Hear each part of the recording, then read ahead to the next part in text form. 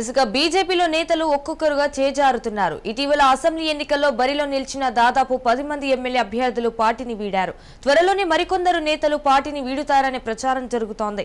Parliament ఎన్నికలు సమీపిస్తున్న తరుణంలో ఈ అంశం శ్రేణులను కలవరపెడుతోంది.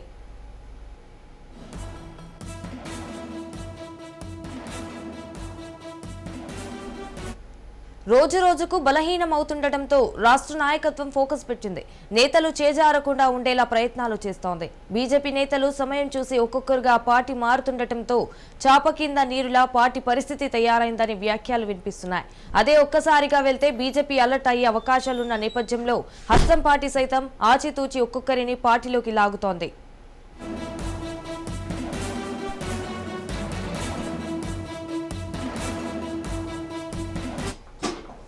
అసెంబ్లీ ఎన్నికల తర్వాత దాదాపు 10 మంది అభ్యర్థులు బీజేపీకి గుడ్ బై చెప్పారు. అందులో ప్రధానంగా కూనం శ్రీశైలం గౌడ్, పులిమామిడి రాజు, అరేపల్లి మోహన్, శ్రీ గణేష్ రవీంద్ర నాయక్, చలమల కృష్ణారెడ్డి, బాబు మోహన్, రదన్ పాండురంగారెడ్డి, జలంధర్ రెడ్డి, మిథున్ రెడ్డి ఉన్నారు.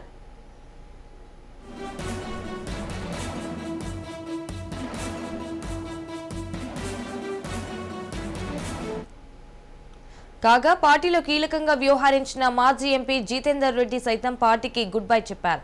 ఆయన వెళ్లాక ఆయన తనయుడు మిథున్ రెడ్డి, రదన్ పాండురంగారెడ్డి, జలంధర్ రెడ్డిని తన వెంట తీసుకెళ్లారు.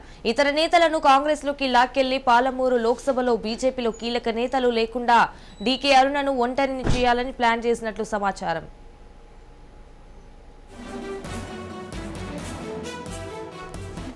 ఎన్నికల్లో తనను ఎలా అయినా ఓడించాలని జితేందర్ రెడ్డి భావిస్తున్నట్లు తెలుస్తోంది. ముఖ్యమంత్రి సొంత జిల్లా కావడంతో డీకే అరుణకు చెక్ పెడితే కాంగ్రెస్ అభ్యర్థి గెలుపు సునాయాసమని భావిస్తున్నారు.